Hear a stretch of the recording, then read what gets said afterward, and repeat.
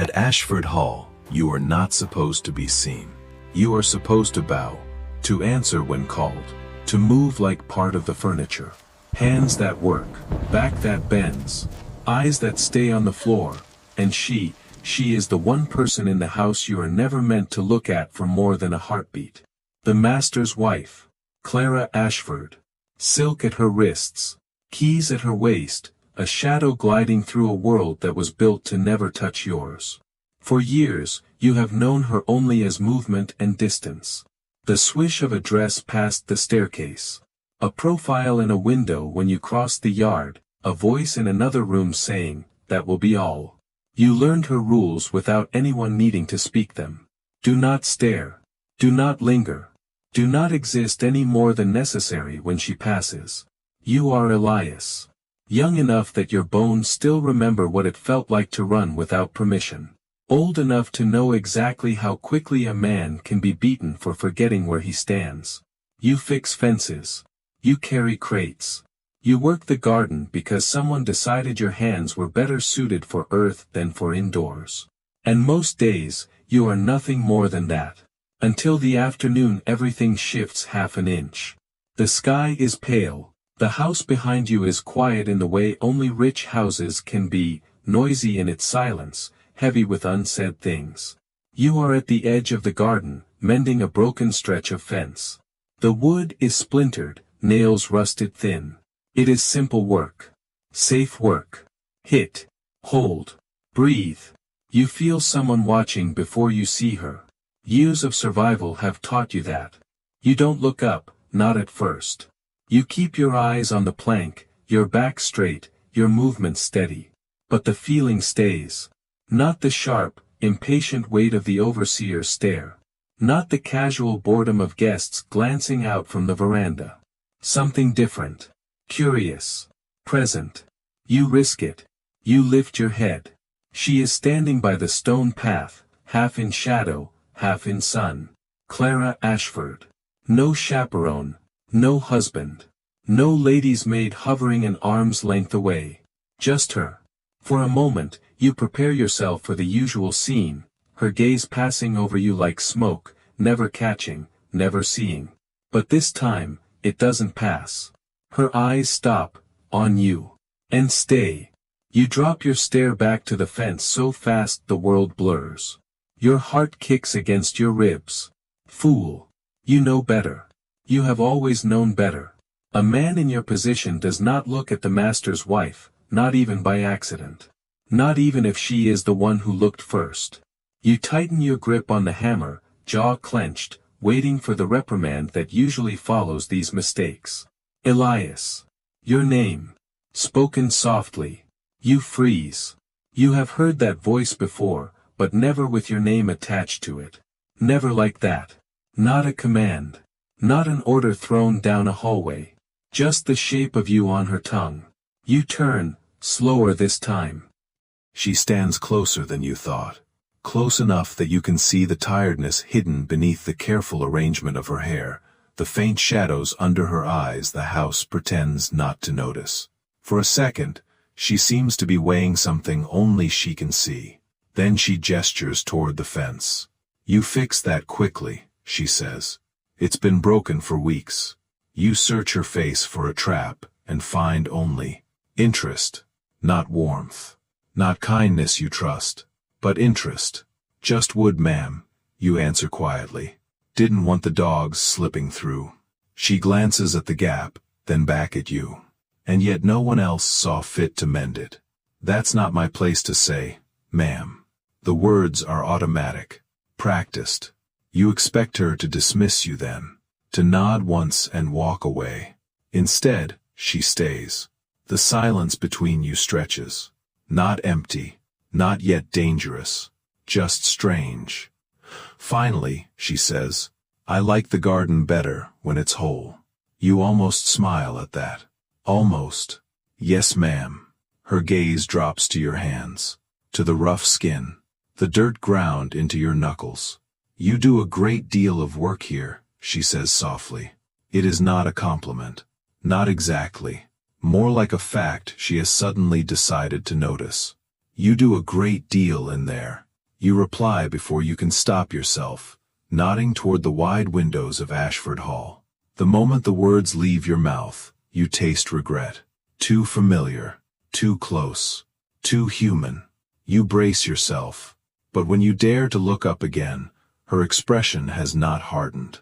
If anything, something in her eyes has cracked. In there, she echoes. It often feels like I do nothing at all. That is the first honest thing you have ever heard from her. It sits between you like a dropped plate. You should pick it up. You should hand it back politely and pretend you did not hear it. You don't. You say nothing. You just hold her gaze for one single, reckless heartbeat longer than is safe. Then footsteps sound on the gravel behind her. A maid's voice, calling her name from the veranda. Clara looks over her shoulder. The spell breaks. When she turns back to you, her face is already rebuilding itself into the correct shape, the distant wife, the polished mistress of the house, the woman no one touches. Thank you, Elias, she says, as if you've done something more than mend a fence and accidentally catch her loneliness in your hands. She steps away. You bow your head. Ma'am. She walks back toward the house. But at the threshold, she does something you will replay in your mind every night for weeks. She glances back, not to check the fence, not to inspect your work, at you.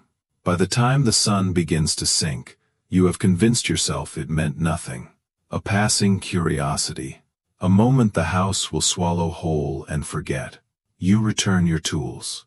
You eat in the quarters. You lie on your pallet and listen to the creak of old wood and the soft breathing of men who share your exhaustion. Tell yourself she will not come back to the garden at that hour again. You tell yourself you will not look, even if she does. You tell yourself all the right things. But the next afternoon, when the light falls the same way across the path, you find your hands slowing on purpose, just enough to see whether the shadow at the edge of the roses appears again. You tell yourself it's coincidence the first time. There are 100 places in Ashford Hall for a mistress to spend her afternoon. Yet somehow, 3 days in a row, when the sun slides low enough to turn the windows gold, she finds her way to the garden. The second day, you are trimming the roses. It is safer work than fences. Less hammer, more care. You hear the rustle of skirts on the gravel before you see her. You keep your eyes on the bush. Count each cut. 1, 2, 3. Good afternoon, Elias. Your hand stops midair. She is closer today. No stone path between you. No polite distance. Just a few steps of clean earth. Afternoon, ma'am. Your voice comes out steady. You're proud of that.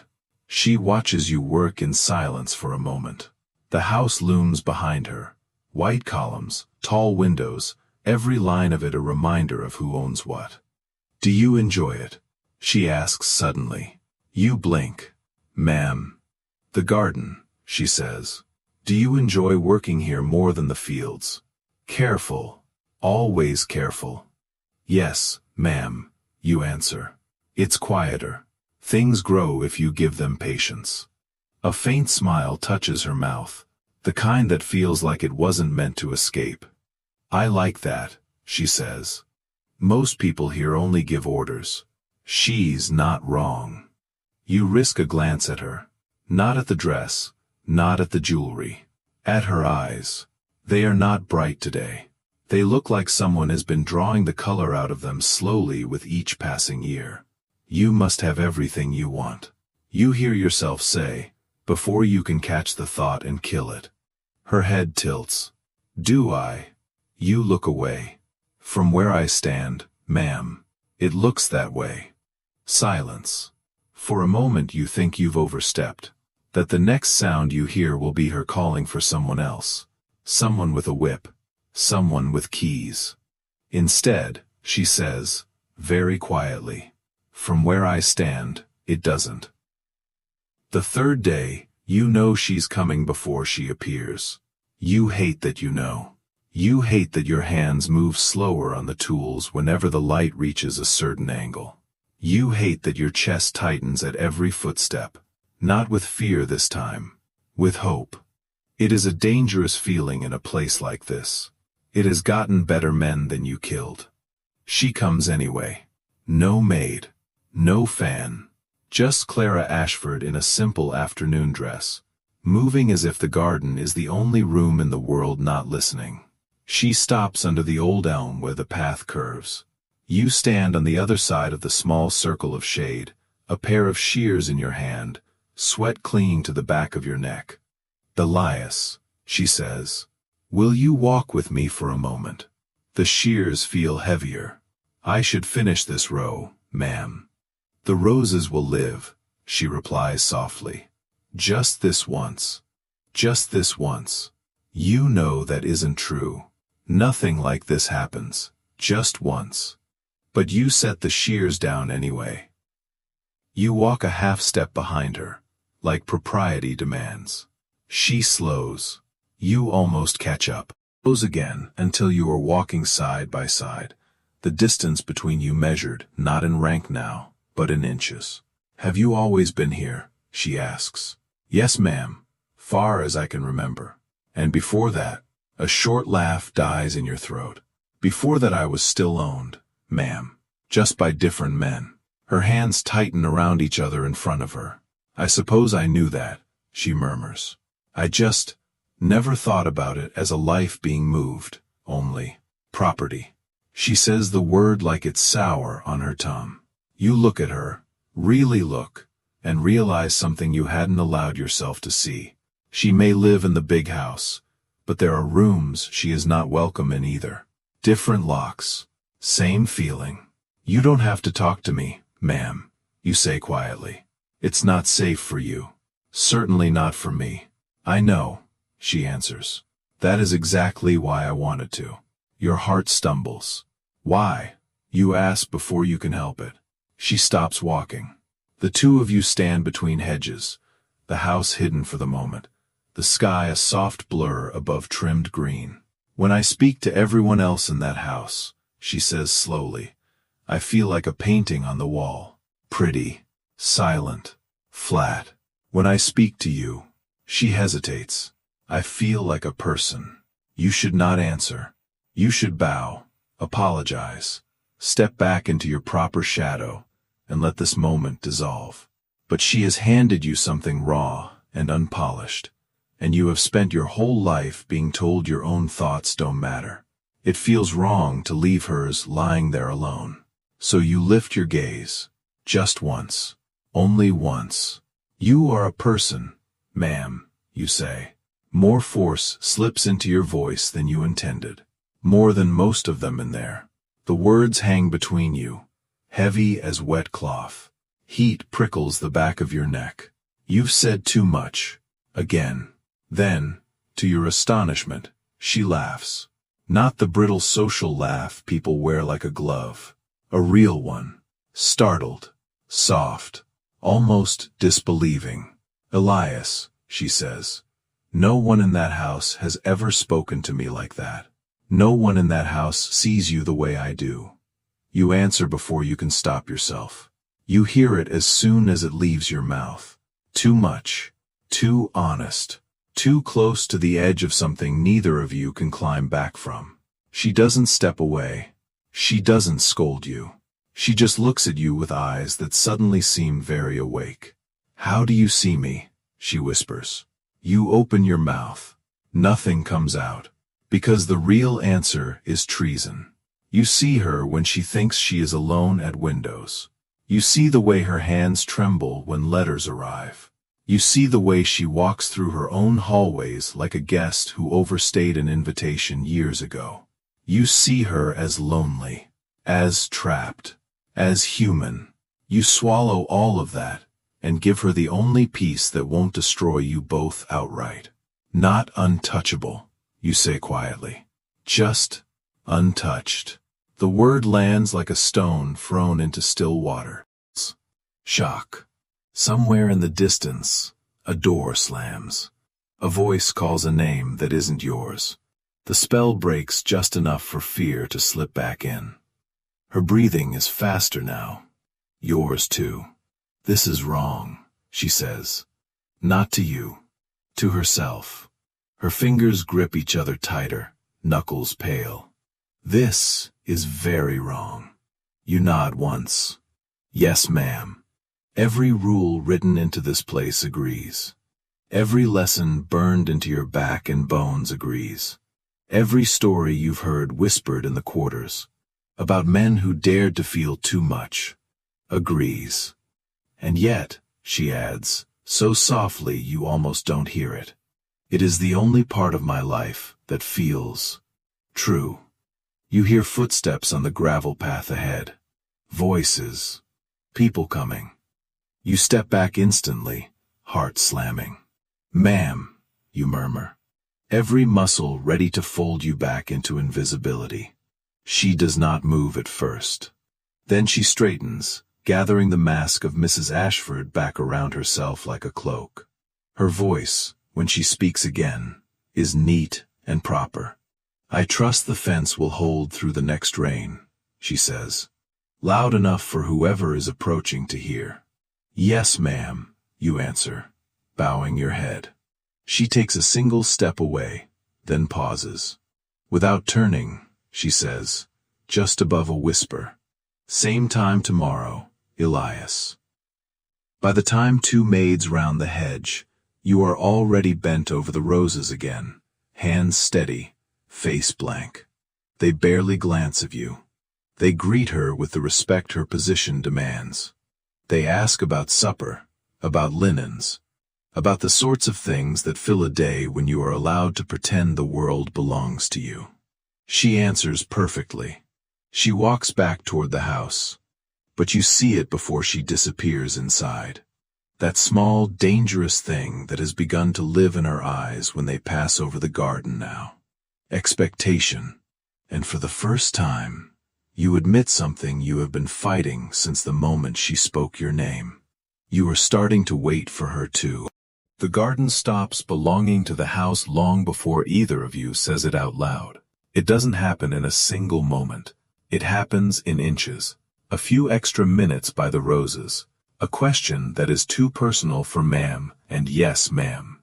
A silence that is too full for two people who are supposed to be strangers.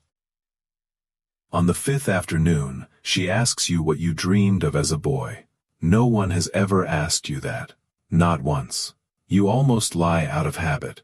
Say something safe, something small. Instead you shrug, eyes on the soil. Freedom, ma'am. Same as anyone with a chain.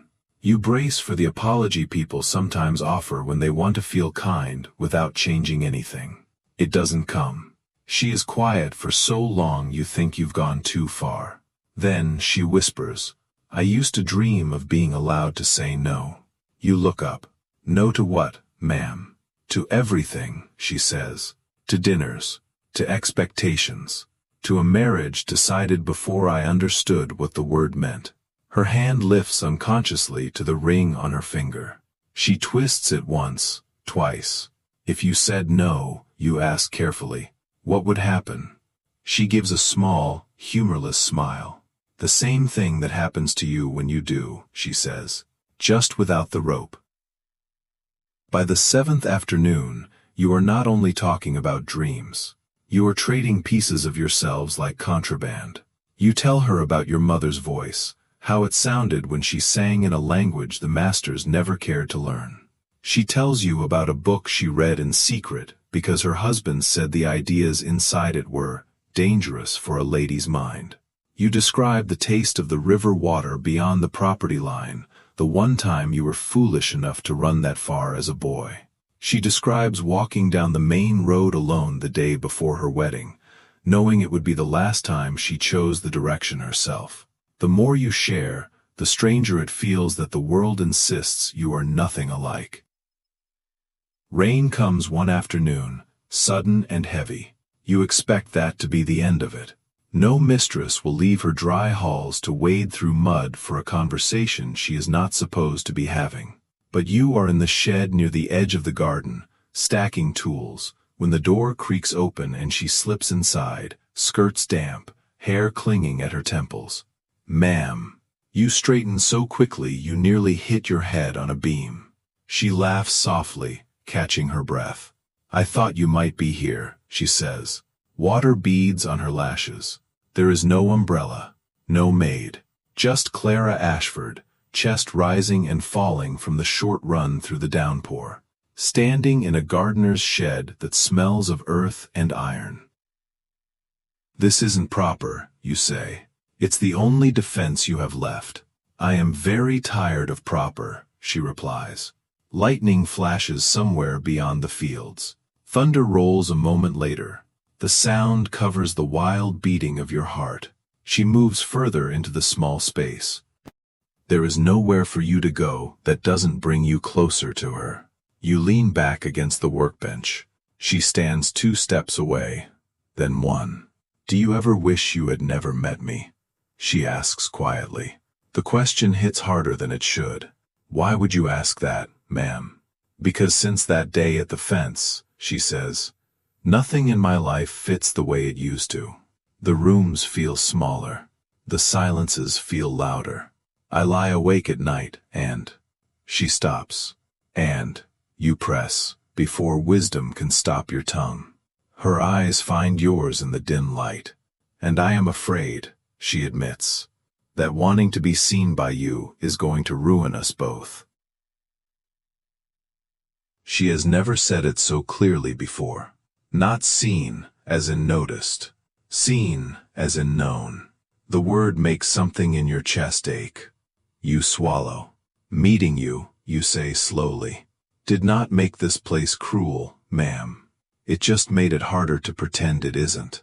Her breath shakes on the way out. Outside, the rain gets heavier, pounding the roof in a steady roar. Here, inside, the air has gone very still. This isn't right, you say. Because someone has to. You can feel the line between you like a taut rope. Her position, your chains, his name. It doesn't feel wrong, she answers. Not with defiance. With pure, exhausted honesty. Thunder rolls again. On its tail, somewhere faint inside the house, a door slams. Voices call to each other, muffled by the storm. You both know what this is. Not yet an accusation, not yet discovery, but danger has entered the conversation now, and it is not leaving. You should go back, ma'am, you say. If they see you here, if they see me here, she cuts in, they will blame you. You don't argue. That is the truth of this world. Her mistakes have always had someone else's punishment built into them. Her eyes shine in the shadows. Tell me to leave, Elias, she whispers. Tell me to stop coming here. Tell me you don't want this. You open your mouth. The words line up. They are the right words. The safe ones. The ones that keep necks unbroken and bones unshattered. But when you look at her, the rain in her hair, the shaking of her hands, the way her whole life seems to be held together by rules that were never written for her good, you realize something cold. If you save her from this, you are also sentencing her back to a different kind of drowning. So you say the only truth left. I don't want to stop, you admit. I think about this place when I'm in the fields. I think about it at night. I think about you when I know I should be thinking about survival. The confession leaves you exposed in a way no whip ever has. Her expression breaks. Not with shock, with relief. You're not alone in that, she says. Outside, the rain hides the sound of your breathing. Inside, the shed feels smaller, as if the walls themselves are listening. Lightning flickers again. For a heartbeat, her face is carved in white light, afraid, hopeful, utterly human. Elias, she says, if we keep doing this, there will be a price. I know. It won't fall on both of us equally. I know that too. Another long silence. Then, what do we do? You could lie. You could tell her you'll stop. You'll forget. You'll walk away before the house notices the way your name sounds in her mouth. Instead, you give the only answer you have. We be careful, you say. We keep this here. We keep it small. We keep it quiet. And we pray the house keeps looking the other way. It is not much of a plan. But in a place built to crush anything unsanctioned, secrecy is the only armor you have. She nods slowly. Small, she repeats. Quiet. Her hand lifts, just a little. For a moment you think she might touch your sleeve. She doesn't. She lets it fall back to her side. Tomorrow, she says, I'll come earlier, before anyone notices I'm missing. And I'll pretend I don't know that, you answer, trying to gather the pieces of yourself back behind your ribs. A faint, sad smile. Then we'll both be lying. The rain begins to ease. Distant voices grow clearer. She opens the shed door a crack and looks back at you one last time. Thank you, Elias, she says. For what, ma'am? For speaking to me like I am someone, she replies. Then she is gone, swallowed back up by the house. You are alone with the tools and the fading storm and the echo of a choice neither of you fully understands yet. You know this cannot last. You know the walls of Ashford Hall are too thick, its windows too watchful, its master too proud. Someone will see. Someone always does. But as you step out into the damp garden and feel the world freshly washed and newly dangerous, you understand something you cannot unknow. Whatever happens next will not just be punishment for what you've done. It will be punishment for the simple, unforgivable act of letting your heart reach across a line it was never meant to cross. The night it all breaks, the sky comes down with it. The afternoon passes like any other on the surface. Orders, footsteps, distant laughter from rooms you're not allowed to enter. But the air feels wrong, too thick, too charged. By dusk, clouds have piled on top of each other, heavy and dark, swallowing the last of the light. You finish your work early. You tell yourself you will go straight back to the quarters. You will lie on your pallet. You will let the storm pass without stepping a foot outside. You almost do it, until one of the younger boys mutters as he passes. Mrs. was walking toward the garden before the rain started. The words snag. You don't mean to stop. You do. Alone. You ask. He nods, already moving on.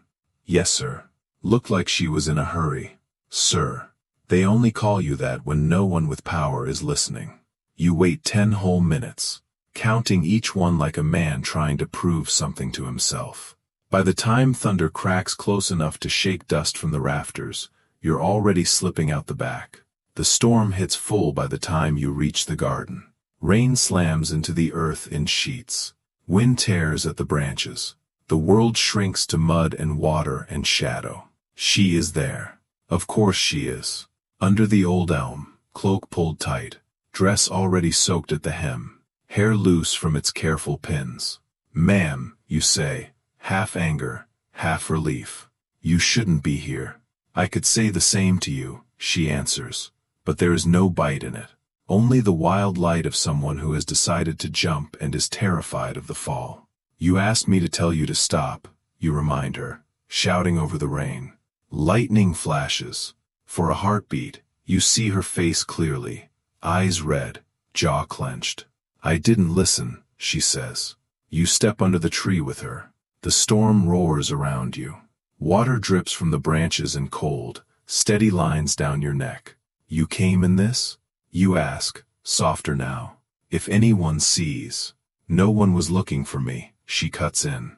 No one ever is. It shouldn't hurt you to hear that. But it does. Clara. Her name leaves your mouth before you can stop it. Not ma'am. Not Mrs. Ashford. Clara. It changes the shape of the space between you. She swallows.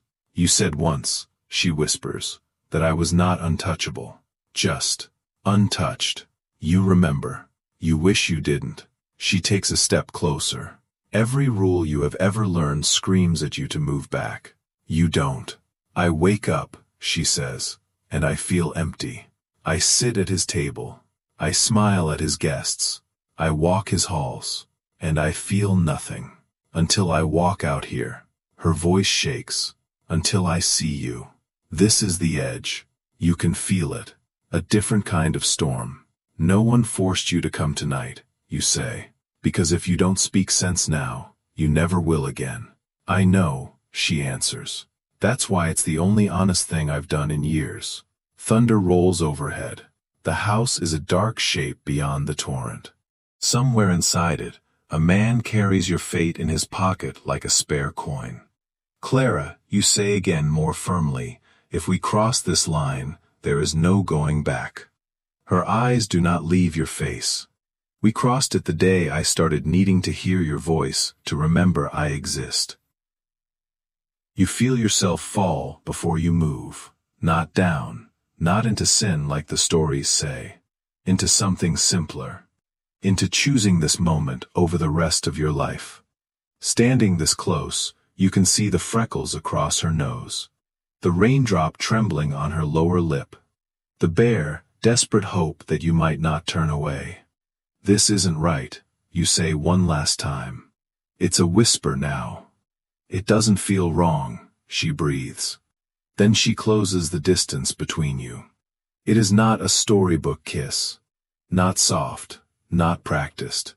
Her mouth finds yours like someone drowning grabs for the surface. You taste rain and fear and something like relief. Your hands hover for a moment, then give up and pull her closer, cloak and all. For a few stolen seconds, the world is only this, the thud of your heart, the warmth of another body in the cold storm, the dizzy, impossible realization that someone who was never meant to see you is holding you as if she has always been waiting to. It cannot last. You both know it. The spell shatters with the sound of footsteps pounding on wet stone. Heavy, fast, wrong. She jerks back. You turn, breath ripping in your chest. Through the curtain of rain, a figure emerges from the path. Hat, coat, stiff posture. Mr. Ashford. He stops a few yards away. Even through the storm, you can see his eyes. Sharp, cold. No need for words to understand what he has seen. The way Clara's cloak hangs crooked. The space you have not had time to put between your bodies. The look on your face. This, he says at last, voice low and cutting, is what happens when I leave my house in the hands of ghosts and children. Clara finds her voice first. Edward. He lifts a hand. She goes silent. The gesture is small. You can feel the weight of it like a blow. His gaze slides to you. It is not wild. Not unhinged. That would be almost easier. This is measured. Disbelieving. You, he says. I trusted you near my home. Near my wife. And this is how you repay that trust. Sir, you begin. What? There is no explanation that doesn't sound like betrayal from his side and insolence from yours. He doesn't wait for your attempt. You forgot your place, he says. Each word lands like a nail. Clara steps forward, water streaming from her hair. It isn't his fault, she says, voice breaking. I came here. I chose this. If you want to be angry. Enough, he snaps, gaze slicing toward her. The word hits harder than the thunder. Every part of this is his fault. He points at you as if you are an infestation he has just discovered in his walls. Clara shakes her head. No, she says. It's barely sound at first. Then louder. No. True. Her defiance surprises him. You see it flicker across his face. You would defend him, he asks slowly. Rain drums harder between each syllable. Clara's shoulders square. Yes. A crack runs through the night that has nothing to do with the storm.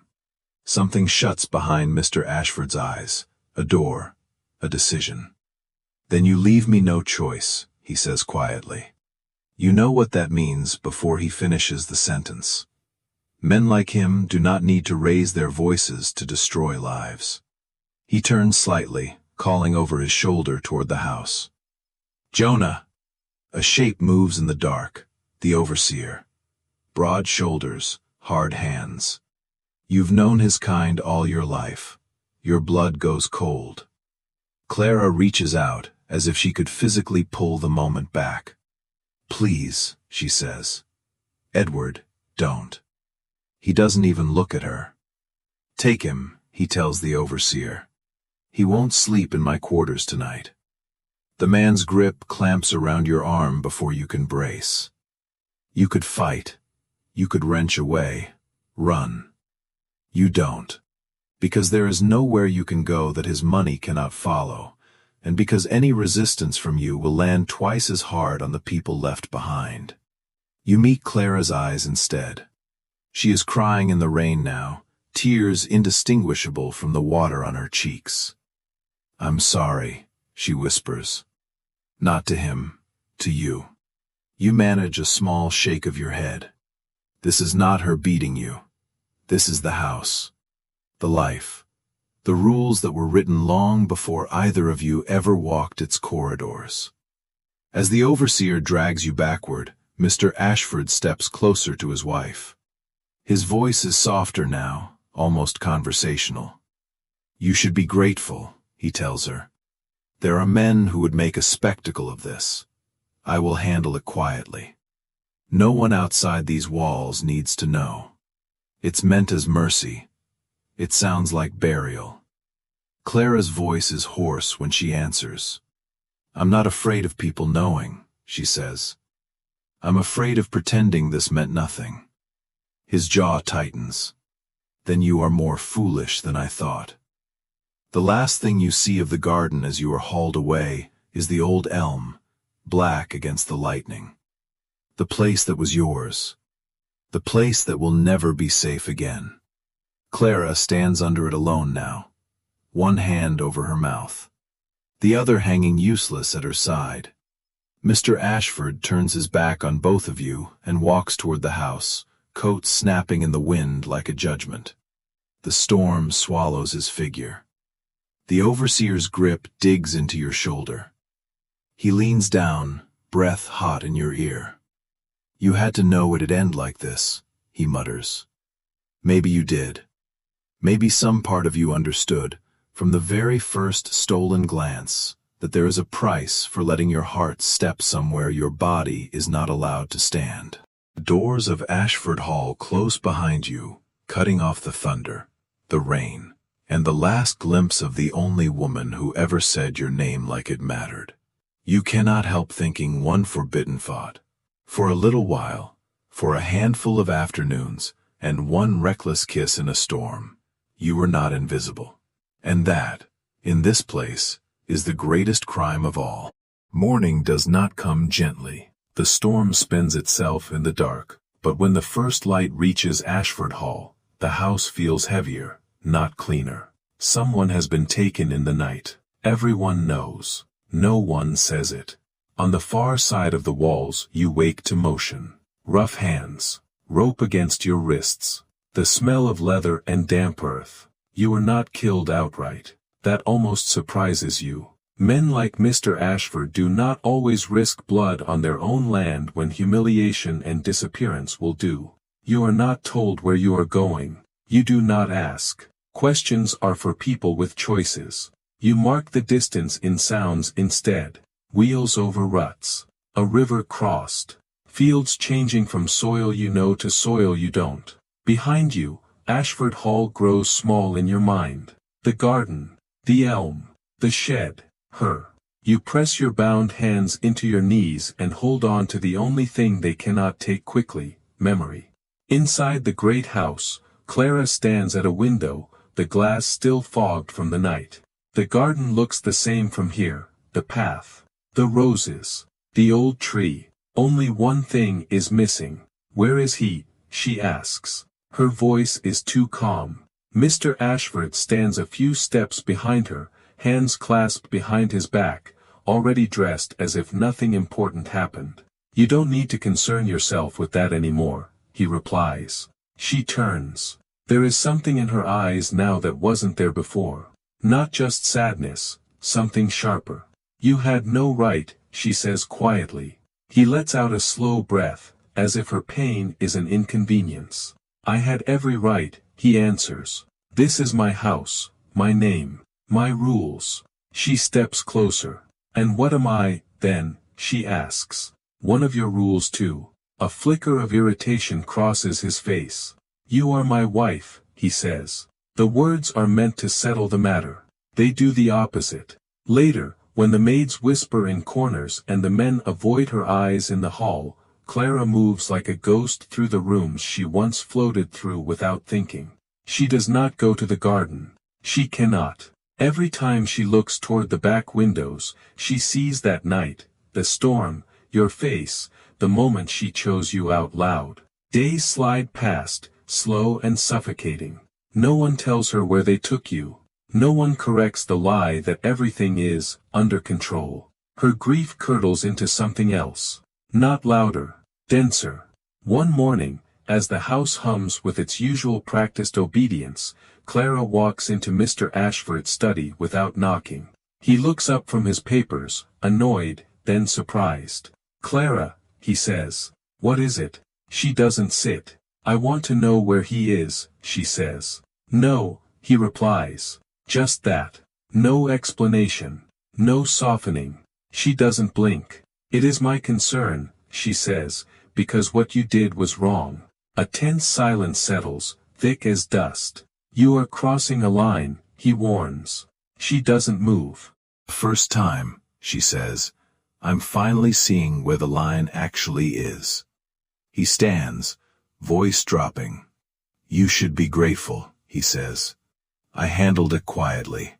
No public scene. Your name is still intact." "I am not afraid of my name," she says. "I am afraid of living the rest of my life pretending he didn't matter." That hits. Not because he loves you. Because she dared to say your worth out loud where he can hear it. "What do you want?" he demands. "The truth," she answers. "And him back. Here." He laughs once. Cold. "That is not going to happen." Her chin lifts. "Then I won't stay here either." The study goes very still. "You wouldn't," he says. His voice holds less certainty than before. She meets his eyes. "Watch me." In that moment, he sees what you saw in the garden long before he ever thought to look. She is not just quiet. She is strong. Not the kind of strength his world rewards. The kind that walks away from it. That evening, Clara packs a small bag. Not a trunk. Not a caravan. Just enough to move. Not enough to be comfortable. She takes nothing that would make her hesitate. No jewels. No fine dresses. Only clothes that can travel. A little money she has hidden for years. And the memory of your voice saying her name like it meant something. She pauses at the threshold of her room. Ashes of a life she never chose lie in every corner. The mirror that taught her to sit still. The bed that never felt like a place of rest. The window where she first saw you in the garden. "I should have done more," she whispers. Maybe. But she is doing something now. When she steps outside, the sky is clear. No storm this time. No thunder to hide behind. Only open air and the long road. Ashford Hall stands behind her. Grand. Silent. Exactly as she has always been told it should be. It feels smaller than she remembered. She does not look back again. The first miles hurt. Not her body. Her certainty. She has no map to you. Only whispers gathered in small towns. A mention of a sale here. A rumor of transfer there. A man who might fit your description, once seen near a river road. Weeks pass. She learns to ask questions carefully, to listen more than she speaks, to sleep in rooms that don't belong to her for the first time in her life. You, meanwhile, learn the shape of the world beyond Ashford Hall the hard way. Different fields, different overseers, same rules. Your back remembers old patterns quickly. Your hands do their work. Your mouth stays mostly shut. But at night, when exhaustion settles and the sky stretches wide and indifferent above whatever yard they've set you in, you think of three things: the sound of rain on the elm leaves, the way she said your name in the shed, and the moment she stepped between you and her husband and said, yes, without flinching. You don't let yourself imagine more than that. Hope is a dangerous luxury. You keep just enough to stay human. Late afternoon, near a river in a small settlement you could not name on a map, you stand by a fence, watching the water move. It is the only thing that seems free here. You are not. Not yet. But you are breathing. You are standing. And somewhere in a part of your chest you don't show anyone, you are waiting for something you cannot reasonably expect to come. A voice. Your name. Elias. You think you imagined it. You close your eyes. It comes again. Elias. You turn. She is there. Dust on her hem. Travel in her eyes. Fear. Relief. Joy. Clara, you say. Her name feels new and old at once. She crosses the distance between you before you can decide whether to move. Her arms go around you, tight, desperate, as if touch alone could anchor reality in place. I thought I'd never find you, she says against your shoulder. You don't trust your voice. You just hold her until the world feels solid again. Later, when you have both stopped shaking, when you have heard the bones of each other's stories, the storm, the study, the road, the sail, you sit by the river as the sun goes down. I can't go back, she says simply. Not to him. Not to that house. Not to being a shadow. You nod. Then we don't, you say. It sounds too easy. It won't be. But you are done asking permission from men who never saw either of you as whole. You do not build a grand life. You build a small one. A cabin near the river. Work that leaves your muscles aching but your spirit less strangled. Days that are hard in ways you can name, not in ways that erase you. You teach her how to plant rows so they'll hold in bad weather. She teaches you how to read a little more than names on lists. You both learn how to move through a world that may never approve, but cannot undo the choices you made. Some nights, when the wind is quiet, you sit outside and watch the water. Do you ever think about what would have happened if we'd stayed? She asks once. You shake your head. No, you say. We didn't stay. That's the only version that matters now. Years pass. Stories soften at the edges. The memory of Ashford Hall fades like a storm cloud moving off the horizon. But some things stay sharp. The moment under the elm, the order to take him, the choice to walk out of the house instead of letting it close around her forever. One evening, under a sky full of stars that belong to no man, Clara leans her head on your shoulder. We are free, she murmurs. You listen to the river, the night, the shared breath between you.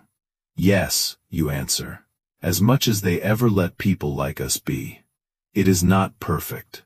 The world outside is still cruel. You are still careful which roads you walk together, which eyes you meet, which towns you pass through without stopping. But the most important walls are gone. No master's key, no empty marriage, no garden that belongs to someone else.